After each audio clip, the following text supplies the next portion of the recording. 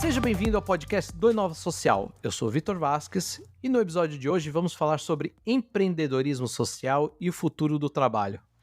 Para isso eu conto com a presença de Wellington Nogueira, fundador do Doutores da Alegria e atualmente pesquisador sobre o futuro do trabalho.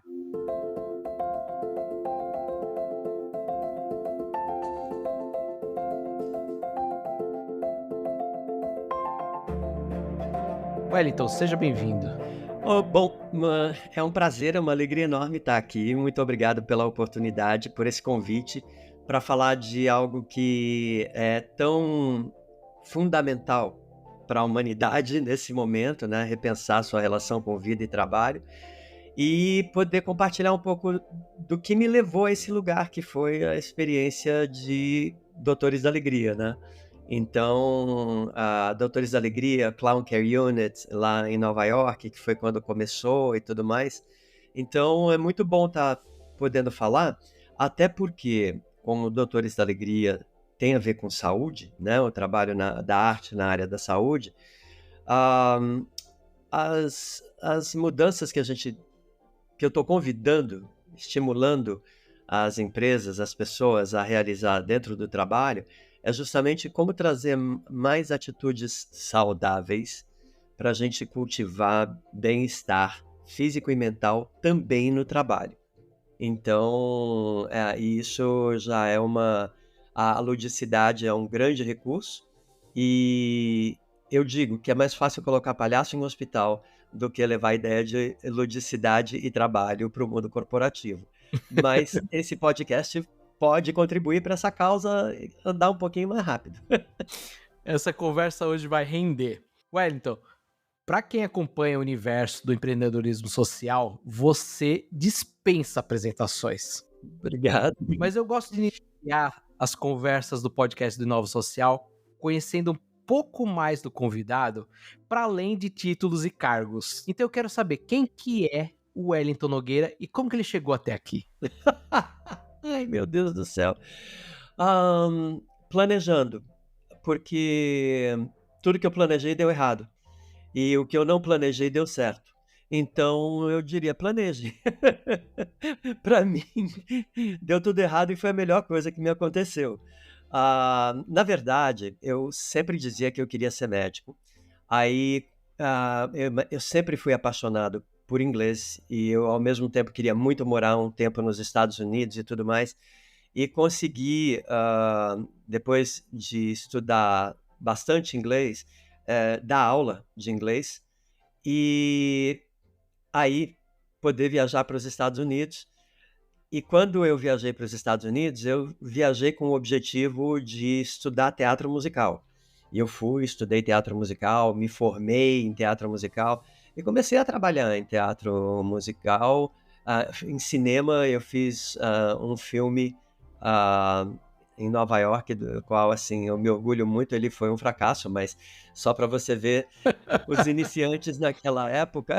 Pois é, até o título do filme aqui no Brasil era o Cidade Sem Rumo. E eu até pensei, devia chamar o filme Sem Rumo. Não, mas porque o filme é um filme da American Playhouse. Foi uma coisa assim muito bonita, uma história muito bonita, mas que depois, por algumas saídas inesperadas de pessoas do filme, essa coisa toda, e novas cenas tiveram que ser refeitas, e aí a coisa acabou afetando eu acho que a integridade da história. Mas enfim, isso é passado. Mas eu sei dizer que tudo isso porque eu queria muito teatro musical, eu queria muito o mundo das artes, e eu me abri. Em teatro musical você precisa cantar, dançar e representar. E na primeira semana de aula, a primeira aula que eu tive era técnica de palhaço. Eu falei, opa, peraí, o que tem a ver palhaço com teatro musical? Eu não vou, me recuso a assistir essa aula. Quero deixar bem claro, porque eu não saí do Brasil, não deixei minha vida para vir ter aula de palhaço. Eu quero cantar, dançar, porque meu sonho é depois ir para Hollywood, ser o primeiro ator brasileiro a ganhar um Oscar. Eu sempre tenho pequenas ambições e é isso que eu quero. E foi aí que, no meio desse monólogo, o diretor da escola falou: Palhaço faz parte da formação em teatro musical nessa escola, porque teatro musical rompe com a realidade a partir da hora que a sua emoção é tanta que você começa a sair cantando por aí e dançando, e é tão forte que você leva todo mundo junto. Então, por isso que você vai estudar palhaço aqui, mas se você não quiser, não tem problema, eu também não assino seus papéis de imigração. Adoro palhaço. Pronto, quando é que começa? Vamos lá. Então, foi assim. Só que o que aconteceu foi que a aula que eu, assim, me apaixonei de cara, porque como palhaço eu podia exercitar a comédia. E quando eu estava exercitando a comédia, ah, as pessoas não prestavam muito atenção para o meu sotaque, porque o fato de meu sotaque não ser igual de um americano. Então era como um cantinho do céu. Aí eu acabei me envolvendo tanto que eu fiquei muito amigo do meu professor e ele me pôs como um assistente. E no meu trabalho de ser assistente, parte do meu trabalho era limpar um loft que ele tinha lá numa área eh, perto do distrito financeiro, bem lá no sul da ilha, que naquela época era uma área assim, que ninguém morava lá, era só comercial. Porém, ele tinha esse galpão, esse loft, de ensaios, né, para grupos de palhaços e tudo mais. Então eu tomava conta desse loft, eu limpava, eu fazia essas coisas todas. E com esse professor e essa organização que chamava If Every Fool, se cada bobo, porque tem um ditado que fala que se cada bobo usasse uma coroa, seríamos todos reis. Então, cada vez que eu ia limpar e tudo mais, parte do meu trabalho era cuidar dos livros da biblioteca, do acervo cinematográfico. E foi aí que eu pude realmente vivenciar a importância dessa documentação, desses registros. E por isso que no Doutores da Alegria, depois, anos depois, quando eu voltei para o Brasil, eu comecei um centro de estudos para falar de arte, da saúde e todas as implicações e técnica de palhaço, arte do palhaço, enfim, porque tudo isso era muito emergente, né? Considero ainda emergente, está mais conhecido, mas ainda é emergente. Temos muito para descobrir ainda sobre o potencial da alegria, da ludicidade, e agora eh, você pode até falar, bom, mas a sua experiência é de trabalhar em um hospital. Então eu te pergunto, o que é que o mundo se tornou? Se não um grande hospital, e eu diria sala de emergência, entendeu? É a entrada. Então, hoje, tudo aquilo que eu aprendi também com comédia, com riso, como um palhaço no hospital, pode ser adaptado para o mundo todo, para o mundo externo. Porque o que a gente está vendo de problemas de saúde mental desenvolvidos em local de trabalho, por causa de pressão, por causa de diferenças, por causa de falta de diálogo, falta de escuta, ah, excesso de trabalho e prazos cada vez mais curtos de entregas. Então, assim, tá tudo tão louco, cara, que a gente precisa ouvir um pouco uma fala que diz que as soluções, muitas das melhores soluções para os grandes problemas vão vir de coisas inesperadas e provavelmente até ridículas. Então, quando eu falo em ludicidade na fase adulta da vida, ela vem justamente com esse propósito. De mostrar um outro jeito de ver e se relacionar com a vida. Dois, como isso ah, viajar para a sua vida pessoal, para o seu trabalho, para a sua forma de ver o mundo e se relacionar com ele. E dessa forma a gente começar a fazer mudanças estruturais aí na cultura de trabalho e relação com a vida, privilegiando o saudável. É só isso que eu quero. Wellington, a gente vai falar muito sobre isso ainda nesse bate-papo, mas antes eu quero falar um pouquinho de passado. Um passado que ainda impacta muito nos dias de hoje e a gente vai ver que isso se cruza muito. Falar sobre Doutores da Alegria. Durante 25 anos, você esteve à frente de uma das principais organizações da sociedade civil do país, né? Você foi responsável por introduzir a arte do palhaço no universo da saúde, como você mesmo comentou agora no início, e você por si só é uma referência para inúmeros empreendedores sociais. Eu sei que essa pergunta já devem ter te feito 1 milhão de vezes, mas eu queria entender o que te levou a fundar o Doutores da Alegria e para quem não conhece tão bem, o que é a organização e qual que é o seu papel nela hoje? Ok. Bom, então vamos lá. Eu não tinha plano nenhum de fundar o Doutores da Alegria. Como eu te falei, eu fiz uma mudança de vida que na época eu achei assim grande, arrebatadora, que foi de estudar teatro musical. Porque realmente assim, o meu sonho, eu era daqueles que ficava assistindo às cerimônias do Oscar uma vez por ano e sonhando em um dia ser o cara que ia ganhar o Oscar, sonhando com fazer um show, cantar, dançar. Eu sempre gostei disso, né? E eu me preparei para estudar medicina. Mas quanto mais perto do vestibular eu cheguei, mais eu vi que não era isso que eu queria. Ah, mas olha como a vida deu as voltas. Eu fui para os Estados Unidos, comecei a trabalhar como professor de inglês também. Eu fui estudar teatro musical para me manter. Eu dava aulas de inglês e acabei conhecendo muitas pessoas de várias nacionalidades. Aprendi a falar um pouquinho de espanhol, chinês, japonês, enfim. E, e o que aconteceu é que eu me formei, comecei a trabalhar na área artística, mas uma das disciplinas que eu tinha na escola era técnica de palhaço. Essa disciplina veio logo na primeira semana de aula. E eu falei: "Palhaço? Não, não, espera aí, tem alguma coisa errada. Eu não vim aqui, eu não vou usar nariz vermelho, eu me recuso. Eu vim do Brasil para cá para estudar teatro musical".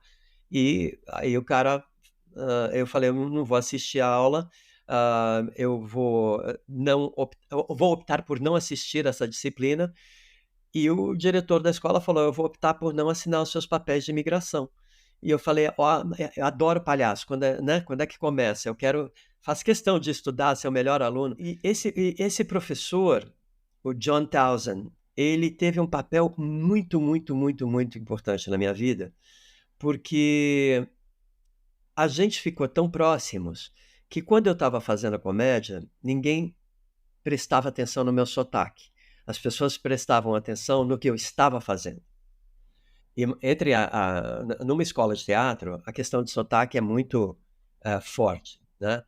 E então isso sempre vinha à tona. E quando eu estava palhaçando, ninguém falava do meu sotaque, ele não era importante. Então eu fiquei muito assim próximo desse professor, adorava a coisa da comédia, comédia sempre fez parte da minha vida. E meus grandes heróis não era Super-Homem, não era o Homem de Aço, eram os cômicos. Era Renato Aragão, os Trapalhões, era toda a galera que me fazia rir. Então, quando eu comecei a trabalhar no Cicada Bobo e vi todo aquele acervo riquíssimo, falei: "Nossa, eu não quero mais sair daqui". E aí, anos depois, quando eu comecei a trabalhar como palhaço no hospital, aí eu fui atrás de tirar o atraso do meu pouco conhecimento sobre a arte do palhaço. Eu tinha aula de palhaço, eu sabia palhaçar, mas em relação à história, da onde ele veio, isso eu não tinha muita noção. E aí, quando eu cheguei ao Brasil e comecei a Doutores da Alegria, estava tendo um movimento, um boom sobre arte de palhaço no meio teatral. Que o pessoal até usava a expressão clown, porque eh, é como se o palhaço tivesse muito associado ao circo, e aí as pessoas tinham uma outra concepção. E aqui estávamos falando do clown, aquele palhaço mais sofisticado, que também tem uma dramaturgia, enfim, tudo no final é palhaço. Então, o que existem são os diferentes palhaços. O branco, que é aquele que se crê o mais inteligente, né? Então ele é um pouco mais sério. E o Augusto, que é aquele ingênuo que acredita que ele sabe fazer tudo, tem resposta para tudo e está tudo certo. Pode ser que ele erre um pouquinho e é sempre um conflito. Então, são essas características que são mais marcantes. Você é um branco ou você é um Augusto? Né? Que tipo de palhaço é você? E eu fui para o branco, porque eu era tão explicitamente na minha vida Augusto, que eu quis ir para o branco, porque o meu professor falou: é mais difícil eu achar bons brancos do que bons Augustos. Aí eu falei: opa, é isso que eu quero. Então foi assim que começou a minha jornada no mundo da arte do palhaço. Eu fiquei 3 anos e meio estudando nessa escola, e quando o trabalho eu me formei, o meu professor me convidou para continuar trabalhando na Cicada Bobo.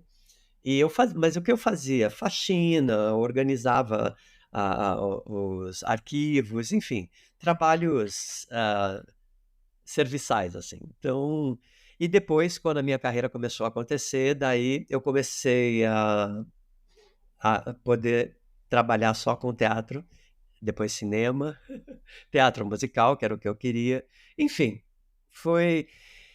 E eu estava indo muito bem, obrigado. Eu tinha feito um filme. Imagina quem fazia pontas naquele filme: Kathy Bates, Mary Louise Parker, Vincent D'Onofrio. E era uma produção da American Playhouse, cara. Então, American Playhouse, todo mundo ganha a mesma coisa. Por quê? Porque todo ator dá o sangue para estar num filme da American Playhouse, porque não são filmes comerciais, são filmes de arte.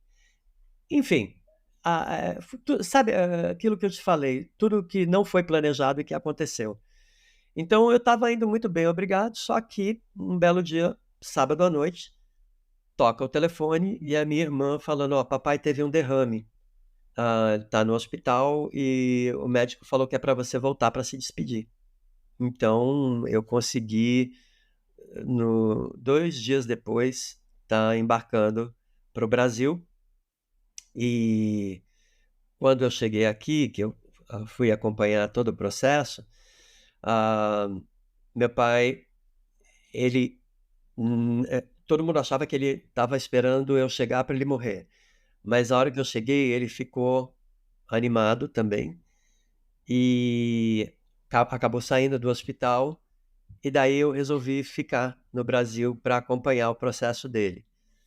E eu achava que depois que ele morresse, que eu voltaria para Nova York. Mas aí não foi isso que aconteceu. Aí eu comecei um trabalho de palhaço em hospital, que na época eu não tinha nem o nome, mas que eu falei: vamos chamar de Doutores da Alegria, porque em inglês a gente usa uma expressão falada que diz esses Doctors of Joy, né, esses doutores de alegria. Então eu falei: vou dar esse nome, Doutores da Alegria, vamos ver o que acontece. E hoje estamos aqui nesse bate-papo. Ô Wellington, e você falou, né, pelo que eu entendi, foi o surgimento do Doutores da Alegria, ele surge quase que de novo. Acidentalmente, não foi nada planejado. Nada planejado.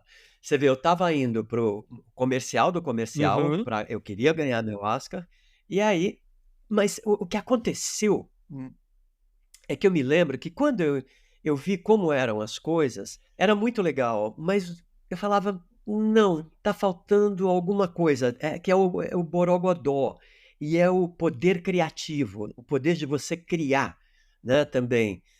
E foi quando apareceu o Big Apple Circus Clown Care Unit. Eu tinha, por causa do meu professor de técnicas de palhaço e de todo o meu trabalho com ele, eu tinha conhecido muitos palhaços incríveis em Nova York. E aí, uma das palhaças me liga e fala: eu estou fazendo um trabalho incrível e eu preciso de um ator que fale espanhol, porque tem muita criança hispânica no hospital. Eu falei: filha, eu quero me tornar um superstar na Broadway. Palhaço foi uma fase. E ela falou: eu não vou desistir enquanto você não vier pelo menos conhecer o trabalho. Aí eu fui conhecer o trabalho.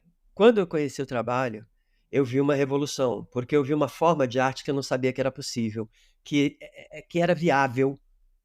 Porque eu via a dupla de palhaço sem nenhuma condescendência. Eles não estavam sendo menos artistas, eles não estavam sendo bonzinhos, eles estavam sendo palhaços.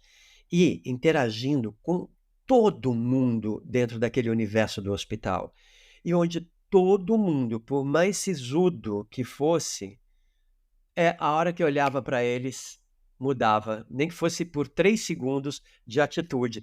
E aquilo me aquilo me arrebatou e eu fiquei tão encantado que eu falei: "Eu não posso fazer teste, porque eu sou um palhaço raso, entendeu? Vocês são os mega profissionais". Ela falou assim, aí essa amiga falou assim: "Eu vou te dar até o fim do ano para você se preparar", né. Isso era setembro. Então, você exatamente, você vem fazer o seu teste em dezembro. E eu falei: "Tá ótimo". E ela falou: "Não fique gripado, se você ficar gripado no dia do teste, você não vai poder fazer o teste, aí você vai perder a sua chance". Então eu falei: "Ok". Aí, quando eu me dei conta do que eu desse compromisso que eu tinha aceitado, eu praticamente, toda semana eu ligava para ela, pra confirmar tudo, mas uma semana antes, eu liguei e falei assim: "Você me desculpa, eu fiz voz de gripado, eu tô com uma gripe muito ruim, sabe". Ela falou assim: "Não tem problema, se cura da gripe e vem fazer o teste. Eu preciso de um palhaço que fale espanhol também e que entenda".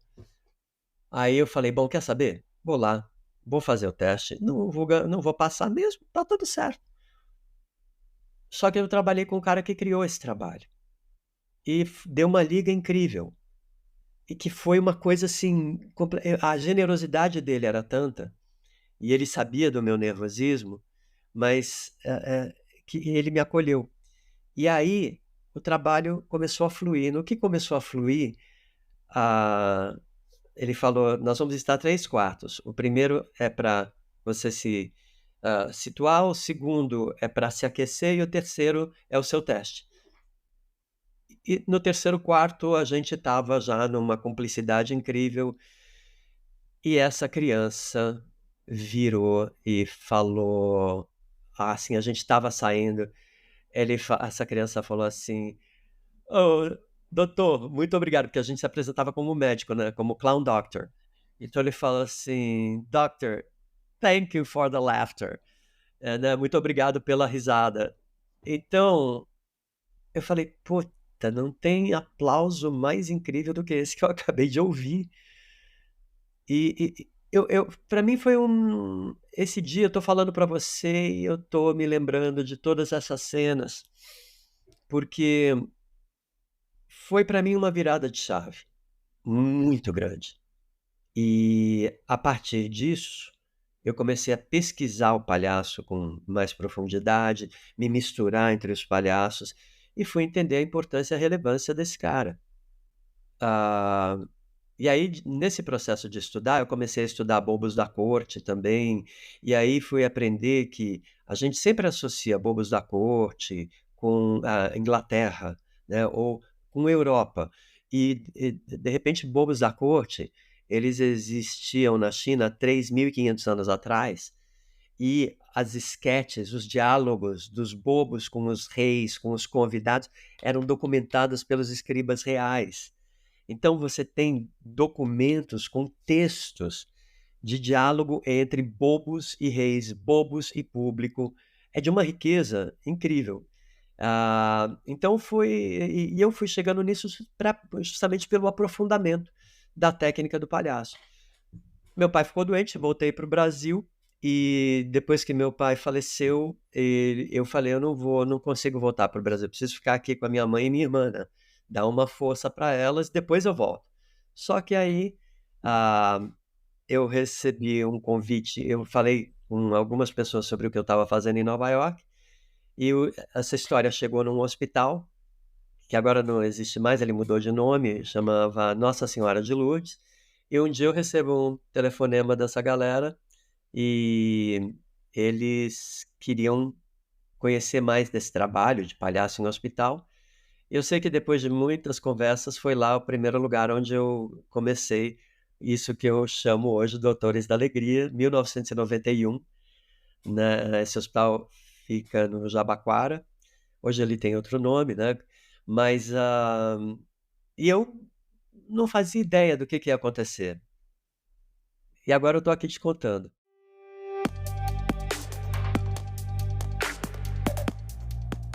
Você, 25 anos depois, adotou um novo papel dentro do Doutores, né? Qual que é a sua relação? Eu tô dentro, dos doutores, eu sou do doutores, mas eu não estou mais no dia a dia e eu não estou mais numa posição executiva de tomar decisões. Eu estou muito mais numa posição semelhante a um conselho, que está acompanhando, que está junto, faço as palestras dos doutores e tudo mais, mas eu não estou mais na gestão, porque eu acho muito importante ah, você investir em gestão, em diversificação, enquanto o trabalho está vivo. Então, eu depois de 25 anos, eu falei assim, olha, eu acho que agora é hora de fazer um processo sucessório. Então, fizemos um processo sucessório, que foi super bonito. Hoje o diretor-presidente é o Luiz Vieira Rocha, que era nosso diretor executivo, e foi tudo acompanhado por conselho, votação com todo mundo, enfim. Foi um processo muito bonito, também não faria de outra forma, mas eu estou junto, próximo dos doutores, assim, rotineiramente. Agora, junto também com esse processo, veio o Instituto do Futuro, de Palo Alto, que entrou na minha vida. Um belo dia, um amigo meu americano, mas um americano mais brasileiro que eu conheço, David Evan Harris, morou há alguns anos aqui no Brasil, e um belo dia ele falou, ele já tinha voltado para os Estados Unidos, e aí ele falou assim, eu tô com uma galera do Instituto do Futuro, falei de você, eles querem te conhecer. E aí eles vieram conhecer os doutores, ia ser um café, e eles ficaram a tarde toda, e aí eu ganhei uma bolsa para ir fazer apontamentos para o futuro do trabalho, com base no trabalho do Doutores da Alegria.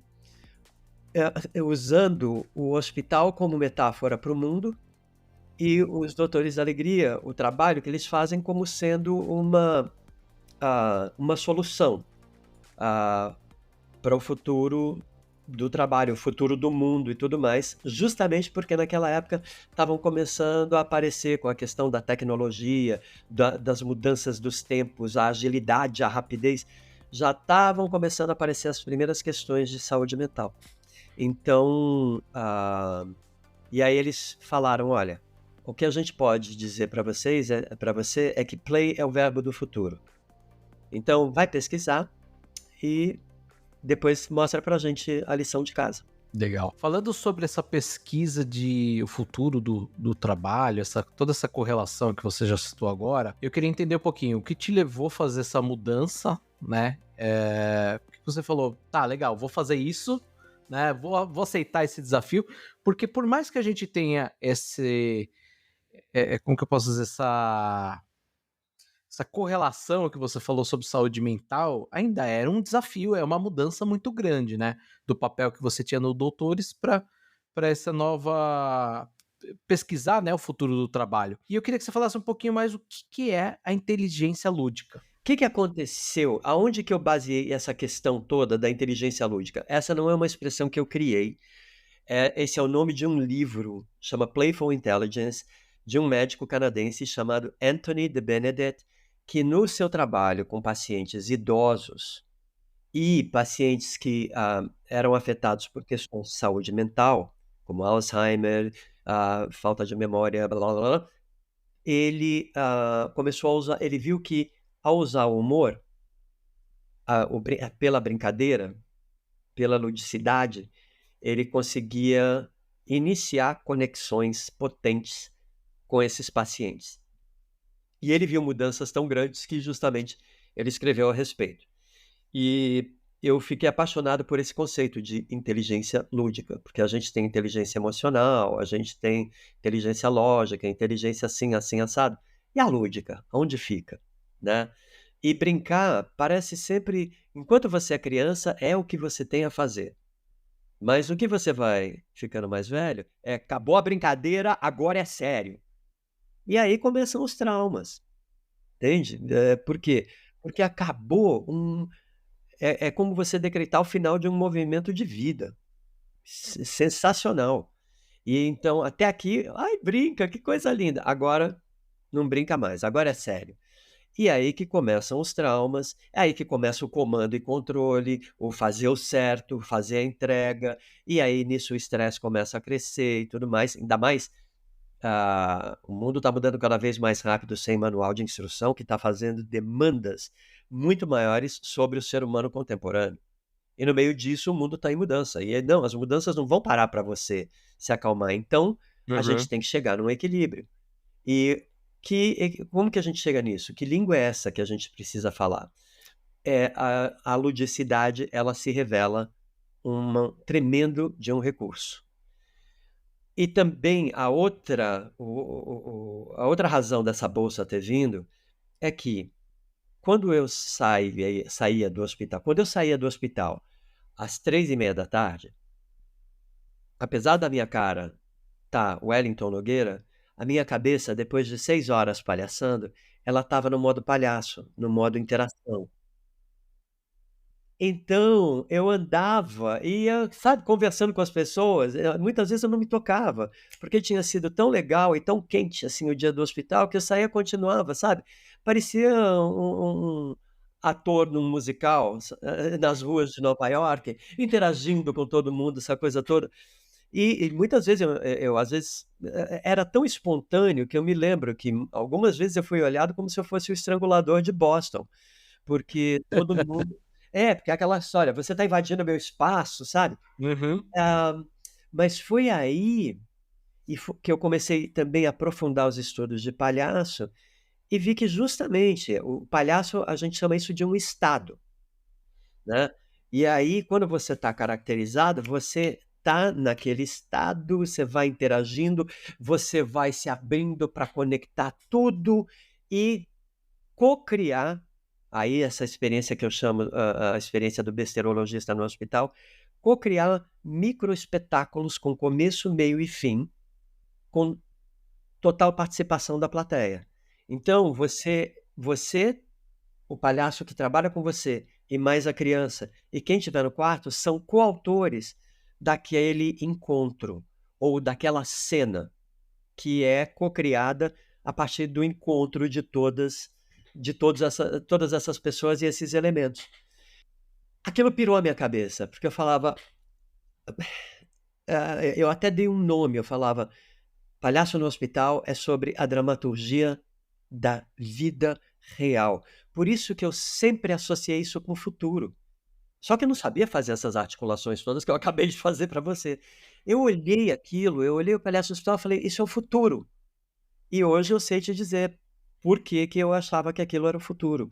Era arrebatador, a capacidade de improvisação, mas que não era uma improvisação solta, era uma improvisação em cima de uma personagem que era um médico palhaço, não, que aqui eu traduzi como besterologista, e que chegava e interagia com as crianças e tudo mais, como se fosse um médico, só que ele fazia tratamentos divertidos, né. Então, e ensinava técnicas como, por exemplo, como caçar um pum solto, como, medir como ver a extensão da sua língua, né, se ela está comprida o suficiente, se ela está vermelha o suficiente, enfim. A gente ia brincando, colocando a figura do palhaço dentro desse universo do hospital, e cada encontro, cada visita, não era uma visita de: "Oi, tudo bem? O que está acontecendo?" Não, era uma dupla de palhaços que chegava, se apresentava como besterologista ou clown doctors, e eles iam fazer um pequeno check-up. Invariavelmente, no check-up, eles acabavam descobrindo a necessidade de um procedimento, que era, às vezes, uma extração de miolo mole, que era, às vezes, enfim, um exame da sua veia cômica, né, se ela tivesse muito, se a sua veia cômica estivesse muito desanimada, né, o fluxo de sangue ia ser maior, menor, enfim. Mas era, você brincava, criava procedimentos médicos, paródias amorosas de procedimentos médicos, amorosas, porém não boazinhas. Então a gente criava essas paródias e ia improvisando com aquilo que a criança trazia pra gente. Então era um trabalho que realmente te colocava num estado de interação profundo e sem rédeas, porque você entrava no quarto, mas aí você circulava pelo hospital, cruzava com o médico, cruzava uma enfermeira, vinha um comentário, vinha um oi: "Ô, gostei da sua roupa hoje". E a minha mãe começou a fazer minhas roupas de palhaço e ela mandava pelo correio para mim, Então eu fui o palhaço mais bem vestido. Então, me conheciam também por ser o cara que envergava um traje Calvin Klein, consultor de moda para os ricos e famosos. Então olha, tudo que foi acontecendo, e aí, aconteceu, então o palhaço entrou na minha vida de uma maneira arrebatadoramente linda, suave, poética, mas assim, de uma maneira que eu falei: "Não, não dá para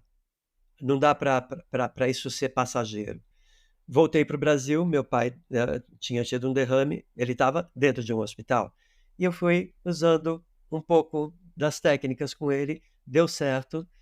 Aí, meu pai virou para mim e falou assim: "Eu já falei com as enfermeiras do Encore, elas pediram se você podia fazer um dia de palhaço e com as crianças, e eu falei que você ia fazer". Eu falei: "Ok, pode deixar, eu faço". E naquela improvisação toda, eu fui, né, no dia seguinte, tudo acon e falei: "Vou fazer que nem um dia em Nova York". Comecei às 9 da manhã, terminei às 3 da tarde, mas nesse dia que foi no Encore, que meu pai estava internado lá, eu vi que tudo que eu estava acostumado a fazer em inglês tinha tradução, tinha uma adaptação para o português, podia ser feito. E aquilo, me motivou. Eu decidi ficar no Brasil para acompanhar o processo de final de vida do meu pai e depois voltar para Nova York. O que aconteceu é que eu voltei para Nova York para fechar minhas coisas e voltar para o Brasil e comecei o Doutores da Alegria. Então, porque, o trabalho do palhaço no hospital me permitiu esse final de ciclo com meu pai, que teve um papel fundamental no meu desenvolvimento. E então eu vi a oportunidade de começar o Doutores da Alegria como uma forma de agradecer o Brasil e a vida pela oportunidade que eu tinha tido de quando eu quis ir para os Estados Unidos, meu pai foi o primeiro a me apoiar. E então eu só retribuí o que ele fez.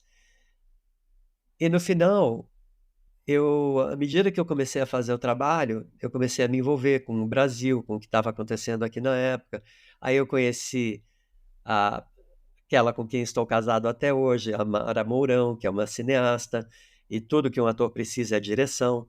Então, por isso que o casamento dá tão certo, porque ela fala: "Fica aí", eu falo: "Sim, senhora". E então, eh você vê os encaixes, eles foram acontecendo de uma maneira muito fluida, e eu acho que é tão difícil isso acontecer, que seria subestimar essa beleza da vida, falar: "Ah, isso foi fácil, isso é". Não, nada disso foi planejado, tudo aconteceu, e no final, Doutores da Alegria, que no começo foi, assim, difícil para as pessoas entenderem, aceitarem, mas foram à medida que elas viam, elas confiavam. E o Doutores, enfim, fez uma trajetória da qual eu me orgulho muito, hoje é exemplo para muitos programas no Brasil e na América Latina. Então, aqui no Brasil, o Doutores inspirou mais de, 900 iniciativas semelhantes, de todos os níveis de, mais profissional ao amador, ao voluntário, enfim. Mas ainda quando eu estava à frente dos Doutores, a gente trabalhou na criação de uma rede de colaboração, porque uma das coisas que eu aprendi sobre o futuro do trabalho é que os perrengues são tantos que vêm por aí, que a gente vai precisar aprender a colaborar. Então eu falei: "Bom, eu estou numa ONG, eu estou fazendo um trabalho que eu estou vendo que está aparecendo cópia direto, e eu não tenho dinheiro e nem vou captar dinheiro para pagar uma unidade em cada estado do Brasil, porque trabalho é profissional, custa, então espera aí, deixa eu organizar de outra forma". E foi aí que eu olhei como um palhaço, por um outro ponto de vista. Supostamente, todo mundo fala, né, tem que ver a concorrência, olha a concorrência, estão copiando você, estão copiando, essa coisa toda. Então, eu fui conhecer algumas das cópias e vi que muitas poderiam se beneficiar de, mais, aulas para poder fazer com mais precisão, com mais integração com os hospitais, com os profissionais de saúde. Outras já estavam mais desenvolvidas, mas foi aí que ficou muito claro que o que eu tinha que fazer era olhar como um palhaço, e como um palhaço, fazer o contrário do que eu aprendi. Ou seja, nutrir a concorrência, porque eu aprendi que a concorrência você não, né? A concorrência é concorrência. Aqui não. Eu sou como ONG, eu podia compartilhar esse conhecimento para profissionalizar, porque lá no futuro eu vejo que besterologista ou intervenções artísticas é uma profissão de futuro. Intervenções artísticas que saem do lugar ao qual elas são reconhecidamente destinadas. Então, um palhaço sair do circo e entrar num hospital é tão estranho que fez todo mundo fazer isso. Deixa eu olhar isso direito. E como foi feito com método, com profissionalismo, então teve um impacto positivo e de integração com a instituição hospitalar, área da saúde. Qual é o grande desafio de hoje, que estava apontado lá no futuro, as questões de saúde mental? Porque no mundo que muda cada vez mais rápido, sem manual de instrução, se você começa a achar, a gente vivia numa situação onde a gente tinha a impressão que a gente estava no controle de tudo. Eu lia todos os jornais, eu via tudo, estava completamente atualizado. Só que não, a tecnologia veio para mostrar que, uou, é muito mais intenso e não para nunca.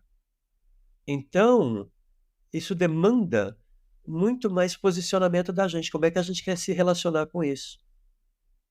E se a gente for com o ferramental de passado, vamos primeiro fazer uma reunião, um planejamento para a gente ver exatamente o que vai acontecer daqui a 5 anos. Para algumas situações isso é viável, mas para outras não. É sobre você se jogar, documentar todo o processo, ver o que você tem na mão, para daí começar a estruturar. Então, são processos criativos, interativos, onde você vai usando a criatividade, imaginação, adaptação, que são ações que dialogam muito mais com as necessidades contemporâneas e de futuro que vem por aí. É sobre tecnologia humana, né? Porque o Palhaço no Hospital é sobre a arte do encontro. É sobre você. O que a gente definiu como alegria? Entender, eu colocar meu talento e minha capacidade a serviço do bem-estar daquela população no hospital. Então, ao fazer isso, colocar essa minha capacidade a serviço, então eu estou me abrindo para aprender e para me integrar. E aí, como é que eu ganho o espaço e a confiança e a segurança para poder propor coisas inovadoras, como justamente um palhaço que vai fazer tratamentos besterológicos. Isso, porque tem toda essa trilha até você chegar no Palhaço no Hospital, aí os médicos, as enfermeiras começaram a ver a seriedade, que não era uma veleidade, né? Mas que era um trabalho que tinha método, e o Brasil foi um dos pioneiros em trazer pesquisa sobre o impacto desse trabalho no hospital e na vida dos pacientes e suas famílias, e depois um trabalho belíssimo, esses 2 trabalhos feitos pela Morgana Mazetti, quando eu a conheci, ela é uma psicóloga hospitalar, que ela ficou encantada pelo trabalho e falou: "Eu quero estudar mais sobre isso", e começou a conhecer, a nos acompanhar, e nos ajudou a criar um centro de pesquisa no Doutores. Então, assim, outra coisa que eu aprendi, quando você está fazendo as coisas certas, tudo vai aparecendo. Tudo que você quer fazer e que precisa ser feito, as pessoas certas vão aparecendo. Ô, Wellington, agora a gente falando, você falou um pouquinho a respeito já sobre esse cenário contemporâneo. A gente tem um termo do sociólogo polonês Zygmunt Bauman, que é a era dos tempos líquidos, né, onde nada mais é feito para durar. Como que é possível a gente reconectar as pessoas com as suas atividades, ressignificar o trabalho em um mundo onde que nada dura, tudo se transforma constantemente e trazendo essa experiência lúdica, né? Você está trazendo uma experiência de uma carreira imensa, né? Mas de chegar para o mundo corporativo e falar assim: você não vai fazer mais aquela reunião, agora a gente vai se reunir para falar sobre isso. Não, você está trazendo uma experiência lúdica, totalmente falando assim. está levando o palhaço para dentro do mundo corporativo, né. Então, como que a gente pode fazer essa mudança, de ressignificar o trabalho para o futuro? Olha, desenvolvendo essa nossa inteligência lúdica, ou seja, a capacidade da gente retomar um olhar lúdico que também acaba, desaguando em criatividade e não ter medo de ousar fazer o diferente e começar em experimentações. É dessa forma que a gente vai desenvolvendo essa inteligência lúdica. Primeiro, porque você tem 3 palavras mágicas, ou melhor, 4. Faz de conta que, né, quando você fala: "Ah, faz de conta que você é médico, mas você vai vestido de palhaço e faz de conta que você vai fazer tratamentos", né. Então faz de conta que são palavras mágicas que elas abrem um campo de possibilidades infinitas. Segundo, o futuro líquido. E falando em ludicidade, o que que eu aprendi no terceiro ano primário? Justamente que existem 3 estados: o sólido, o líquido e o gasoso. No sólido, todas as moléculas estão muito juntas, então elas não se mexem, por isso é sólido, né. No líquido, elas ficam mais soltas, então no líquido elas já vão brincando mais, entendeu. Por quê? E qual é o verbo que define o movimento do líquido? Flui. Líquido flui. O corpo humano é 85% líquido.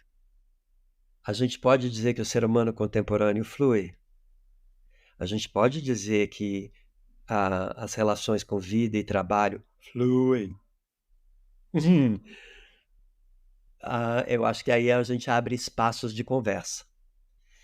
E líquido flui. O corpo humano 85% líquido, o cérebro o corpo humano 80% líquido, o cérebro 85% líquido.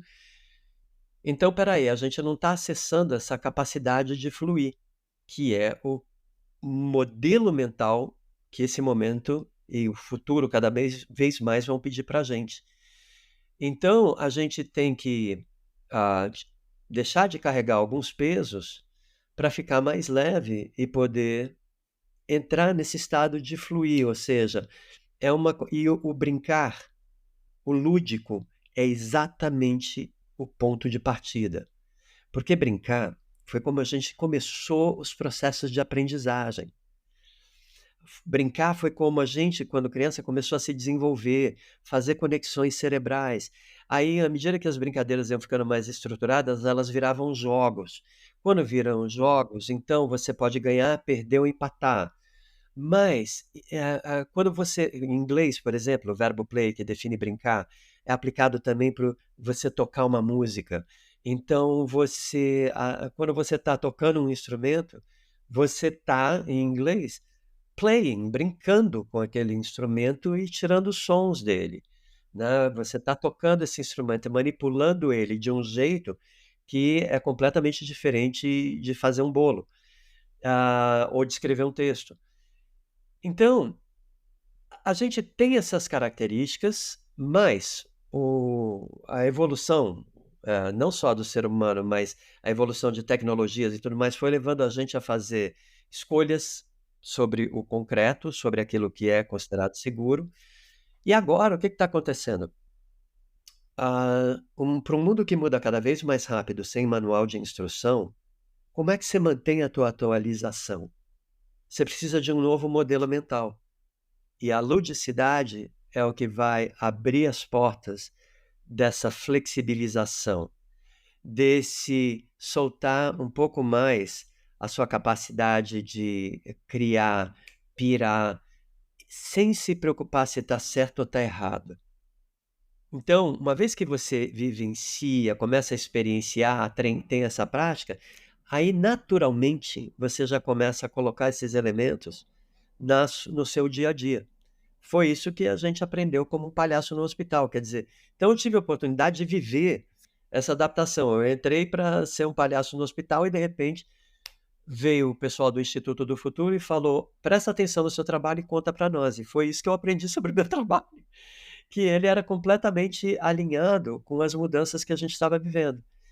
O que o Bauman chama de tempos líquidos, que eles mudam de direção o tempo todo. No líquido, as moléculas brincam, por isso que líquido flui, né? Você vê no gasoso, elas já estão muito dissipadas, então não dá mais para você se reunir. Então a gente tem que acessar todas essas qualidades líquidas que o corpo e o cérebro da gente tem, a mente também, né?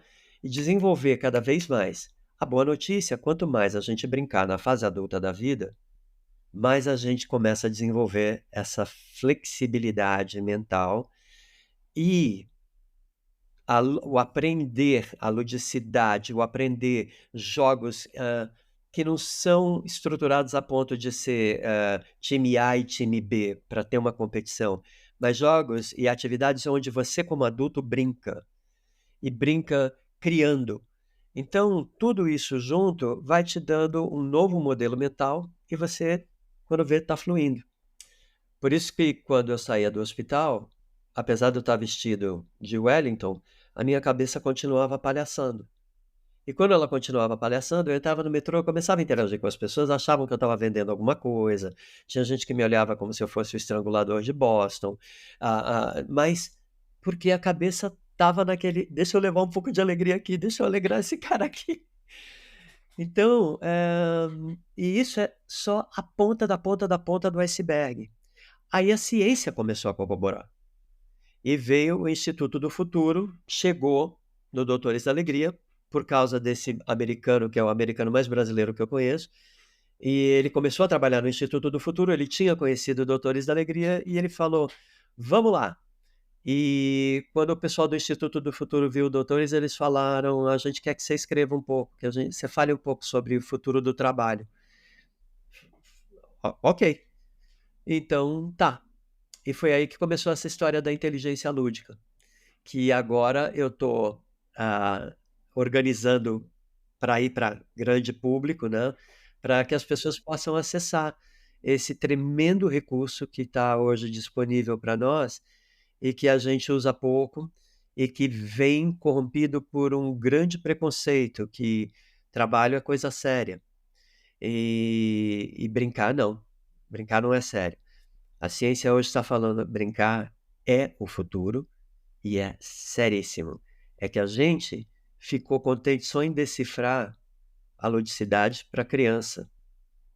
Mas agora a gente está vendo que a velocidade das interações e das mudanças do mundo, a gente tem que cultivar, primeiro, uma agilidade mental muito grande, a gente tem que desenvolver uma capacidade criativa para lidar criativamente com os perrengues, com as dores e com as delícias, não ter medo de errar, porque também vai acontecer de sair uma bola fora, mas quando sai uma bola fora, que justamente não deu para evitar, é um aprendizado, então a gente aprende com os erros também, então nada está perdido dentro desse universo da ludicidade.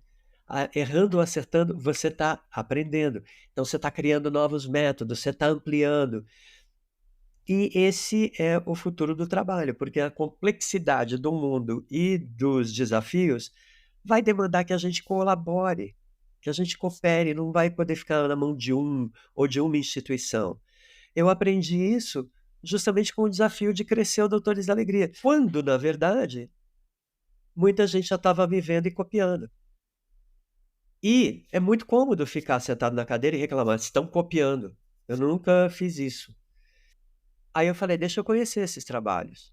E eu então selecionei vários, porque a gente se relacionava com vários desses grupos, né? Que eles muitas vezes escreviam para pedir informação, tudo.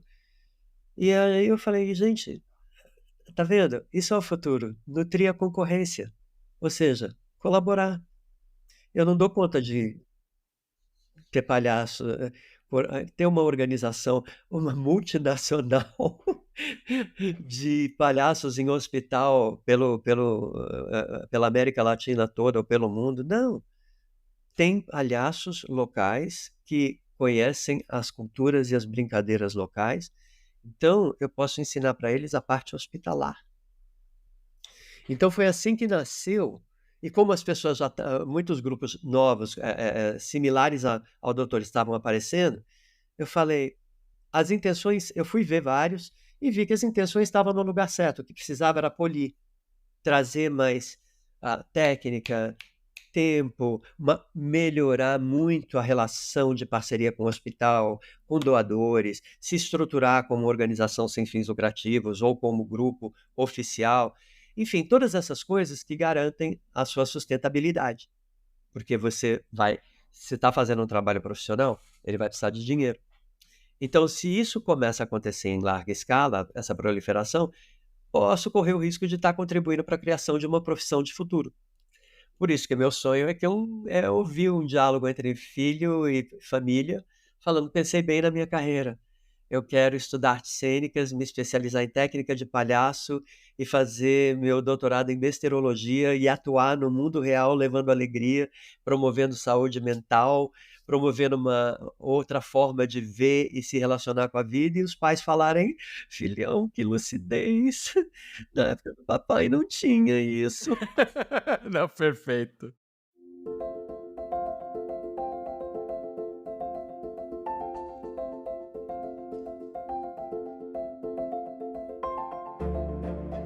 Wellington, pra gente encerrar o bate-papo, eu quero que você deixe uma mensagem para quem tá nos ouvindo, para quem tá querendo ressignificar o trabalho na vida deles, enfim.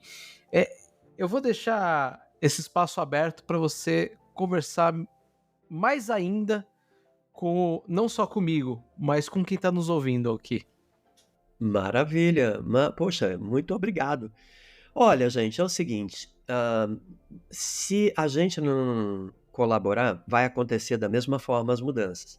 Mas a gente colaborando e acolhendo as mudanças e pegando essas mudanças, esses pedidos de mudança, essas demandas de mudança que a contemporaneidade está fazendo, se a gente pensar em resolvê-las, também pensando em bem-estar, não só o bem-estar pessoal, mas o bem-estar que trabalho pode gerar.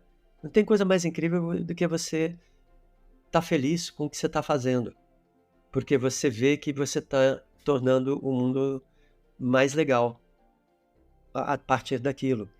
É para isso que trabalho existe, a meu ver. Entende? A gente trabalha justamente para deixar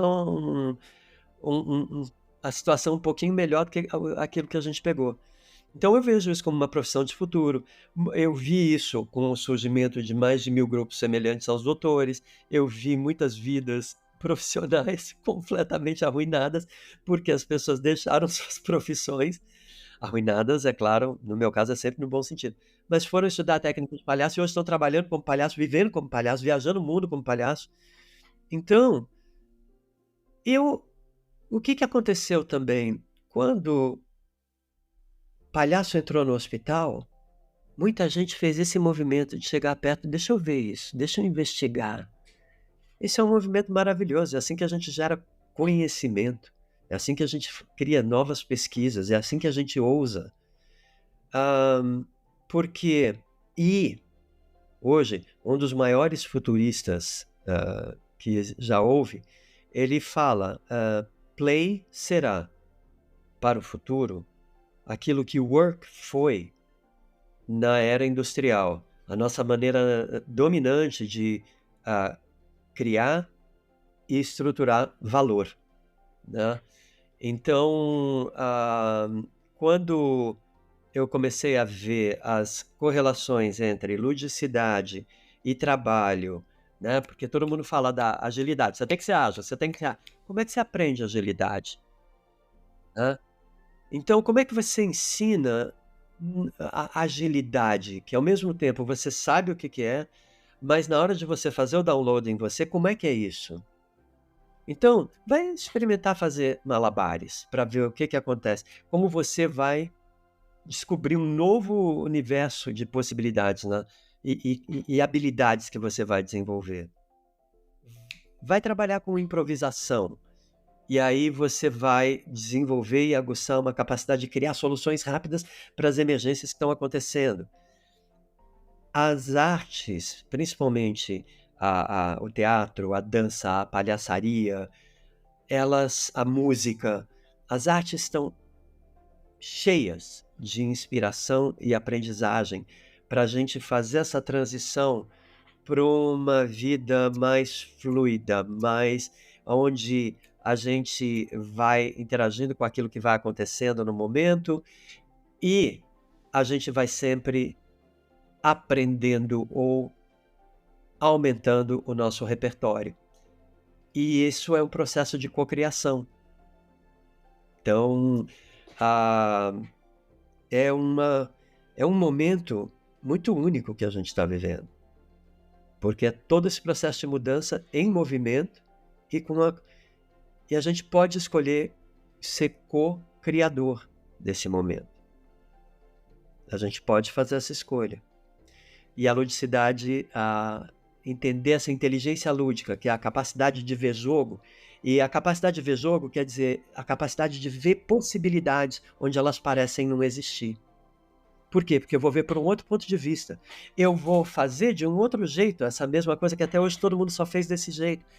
Então, você vai juntando esses elementos, você vai encontrando a estrutura. Você vê o Michael Christensen, que criou esse trabalho lá em Nova York, ele foi fazer um show numa celebração no hospital da Universidade de Colômbia, e ele falou, posso ir como médico e brincar com os procedimentos? Ele fez isso, foi um sucesso arrebatador, e o chefe da pediatria falou, ai, volta, foi tão bom, as crianças têm que ver, as outras crianças que não puderam ir, elas têm que ver, as enfermeiras, todo mundo, ele abriu o caminho.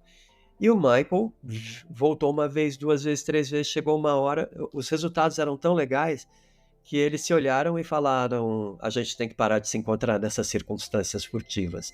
E foi então que eles conseguiram a doação para fazer 6 meses de trabalho e organizar o conhecimento a respeito. Esse grupo, ele foi a semente.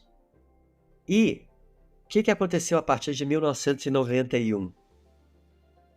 A Caroline, a americana daquele grupo, foi para a França, porque ela tinha grandes ligações com a França, e montou um programa lá. Depois, eu saí de Nova York e vim para o Brasil, um pouco depois. E depois, a outra palhaça foi para a Alemanha. Então, naturalmente, foi acontecendo um processo de viralização, antes dessa expressão fazer parte do nosso dia. Então, por isso que esses elementos de futuro, por isso que a ludicidade ela é muito importante para a gente desenvolver um olhar que vê essas nuances, que vê essas possibilidades, porque são movimentos que desafiam a lógica e a razão. Mas eles estão sempre surpreendendo, porque é como uma sinfonia caórdica, é como uma sinfonia surpreendente, onde você começa com uma orquestra, mas você passa para um conjunto de bate-latas e de repente você vai para um conjunto de instrumentos de bolinhas de gude, enfim, é uma coisa meio Hermeto Pascoal, né? Onde você vai criando novos sons e colocando eles em harmonia com os sons e as músicas e a partitura, enfim. Eu me excito muito quando eu falo sobre isso, porque tudo isso me coloca num lugar de muita esperança. Eu acho que quando a gente começa a conversar e ver a possibilidade disso tudo se materializar, para mim, essa é uma prova cabal de esperança, né? De você, opa, tô criando alguma coisa, agora deixa eu materializar. Então, faz sentido? Total. Será que vai fazer sentido pra galera que ouvir? Eu acho, Wellington, que foi uma aula incrível sobre criatividade, sobre história de vida, sobre futuro do trabalho, e é muito legal ver essa sua alegria, porque muitas vezes quando a gente olha para o futuro, muita gente olha uma coisa muito escura, né? E eu percebo aqui, a gente tá conversando por vídeo aqui, claro que tá nos ouvindo, tá escutando o áudio, mas a gente tá olhando por vídeo e eu vejo esse colorido nos seus olhos. É muito legal ver isso. Mas olha, eu preciso também trazer o crédito com uma grande, grande, grande influência na minha vida, que é a futurista brasileira Lala Deangelan, que a Lala tem um background nas artes, na cultura muito grande também.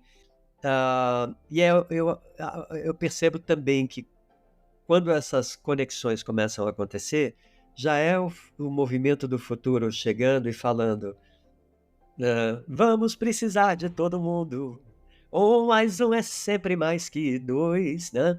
Para a gente fazer o novo nascer, ajudar o novo a nascer, né? Então, e a gente precisa mudar a relação com vida e trabalho, cara, porque o tanto de doença que é cultivado nas relações com vida e trabalho, principalmente nos centros urbanos, hoje, é alarmante. Isso não é certo, isso não é sustentável. A gente tem que começar a pensar sustentabilidade humana também, trazer, porque muitas vezes a gente pensa em sustentabilidade e está pensando. Tem gente que acha que sustentabilidade é só a parte ecológica. Não, sustentabilidade é a qualidade da tua relação com você e como é que você leva isso para o mundo, para o trabalho, para os seus feitos, para as suas realizações, gastando o mínimo de energia e conseguindo o máximo de bons resultados. E isso é sustentabilidade, isso é a técnica do teatro, menos é mais. Por isso que a gente aprende a usar a voz, para não ficar sem voz depois de um mês de espetáculo. Por isso que a gente aprende a entender o corpo, os movimentos, para aquecer, para não gastar tudo. Então, grandes aprendizagens aí para o futuro. E a ludicidade é uma dessas alegrias que tem o potencial de abrir a gente para um campo de descobertas e conhecimentos infinito e que podem muito ajudar a gente a escrever aquilo que a Lala Deangelan fala: futuros desejáveis. Criar futuros desejáveis. Wellington, queria agradecer essa conversa incrível e, enfim, eu confesso que eu tô, depois de todo esse tempo aqui te escutando, sem palavras, querendo aprender um pouco mais da arte do palhaço, mas queria agradecer de verdade, de coração, acho que foi uma conversa bem legal, é muito grandioso ver toda a sua trajetória, então só tenho a dizer obrigado. Eu agradeço. Vou também responder de nada. Foi um prazer, muito obrigado por criar essa oportunidade da gente conversar e compartilhar um pouco dessa conversa que para muitos pode soar uma piração, mas está acontecendo. E a primeira vez que eu vi palhaço em hospital, eu falei: isso é o futuro. Por quê? Por causa do contraste. Hoje eu sei dizer como que uma figura tão inesperada como um palhaço entra num hospital. Mas, a partir da hora que ele entra com técnica e com foco no que ele está fazendo, ele sabe o que ele está fazendo e ele domina aquela arte, olha as transformações que começaram a acontecer simplesmente por terem vivido essa experiência. Aqui no Brasil, eu tenho o maior orgulho, o Movimento Nacional de Humanização da Saúde. Foi a área da saúde que se mobilizou para criar isso, não fui eu, não. Eu entrei no hospital. A área da saúde viu que era possível você cultivar espaços de alegria e bem-estar dentro do processo de tratamento. E eles estão fazendo essa revolução. Então, é para isso que vem a arte, é para isso que vem também as boas mudanças, é para isso que vem a ludicidade, para a gente fazer essa travessia sem medo e deixar bons estragos. Para mim não tem estrago melhor do que arruinar a maneira como muito trabalho é feito e organizado hoje. É um pouco iconoclasta? É, mas é importante pela nossa sanidade e pela qualidade do que a gente pode entregar, aquilo que sai, aquilo que a gente cria num estado lindo que é o estado de ludicidade, o estado lúdico.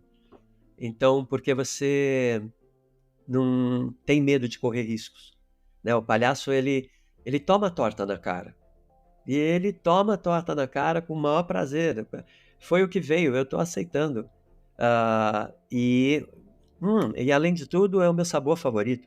Então, a gente precisa, quer dizer, precisa não. Eu recomendo que a gente desenvolva a nossa inteligência lúdica exatamente para tal qual o palhaço e a criança, a gente reaprender a ver possibilidades onde elas parecem não existir e a essas oportunidades e possibilidades dar espaço e terminar co-criando um mundo muito mais sustentável e uma relação muito mais divertida com a vida. Porque se você for ver, no líquido as moléculas brincam. A gente está vivendo os tempos líquidos e o corpo humano é 80% líquido e o cérebro 85%. O equipamento já está aí, só falta a gente direcionar. E com essa frase, então, a gente encerra esse bate-papo incrível. O ouvinte, a gente se vê no próximo episódio. Até lá, tchau!